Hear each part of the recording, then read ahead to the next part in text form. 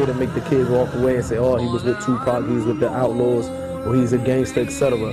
Hopefully, by me telling my life story will only be a way where some of the kids can take a lesson from it and be happy and proud that Allah guided us to the religion of Islam.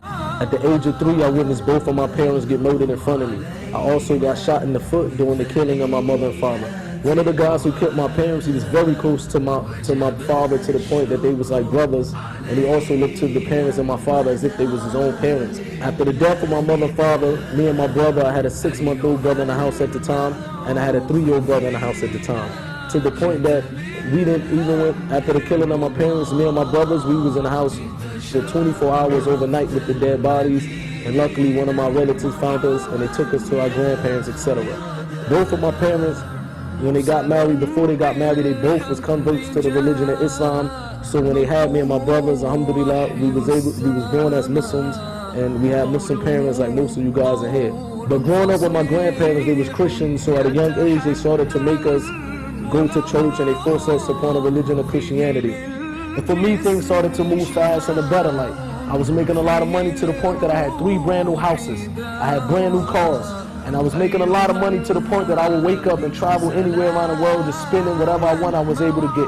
And if I ask you something, that if you basically had 3 brand new houses, brand new cars, 2009 Lexus, you would be happy.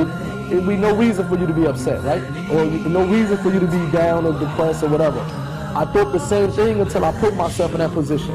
And I swear to God, if anybody just basically living their life only for materialistic things, only to get money, only to get rich, only to sell drugs, only to the main thing focus in life is this dunya, I guarantee you, you would be depressed. A very good close person of mine that I used to be in the music industry that I knew since I was like 14, 15 years old. He produced 100 million records worldwide. 100 million records worldwide. He produced many of hits for Tupac, Snoop Dogg, Nas, etc. I get a phone call 3 months ago from his wife. She was crying hysterically, and she told me that his name was Johnny J, and she told me Johnny J just committed suicide. This is a guy who had a house on 5 acres. He had a mansion. He had a pool in his backyard the shape of a heart. He had millions of dollars. And when I asked his wife, I said he had everything. Why would he do something like that? I said, I don't think he killed himself. Maybe somebody killed him. She said, no, he killed his own self. Even though he had the money and the houses and the cars, a wife and a kid, she said, but he wasn't happy in the inside. Fortunately, a lot of Muslim youth, even in this country, they putting the religion of Islam aside. They running towards a life that people like myself, people like the brother, and thousands of people in America are running away from. Why would you run towards the hellfire when Allah tells you in the Quran that if you follow this religion, you have a chance to get to Jannah, inshallah? You go to a brother and say, what's your name? Muhammad. He said, no, my name is Mo. He's sagging his pants. He walking like a gangster. Man, come on, man. Real gangsters don't even behave like that in the first place.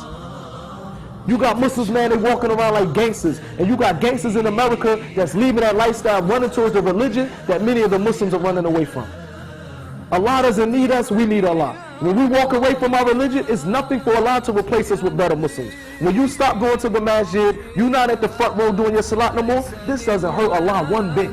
Allah will raise up another person who was a kafir, he will accept the religion in the same masjid that you was making your salat, he will be in the front row making the salat, he will be happy to follow the Quran and the Sunnah. While you want to follow the Sunnah of Tupac, it will be somebody that will be honored and happy that Allah chose them to follow the Quran and the Sunnah.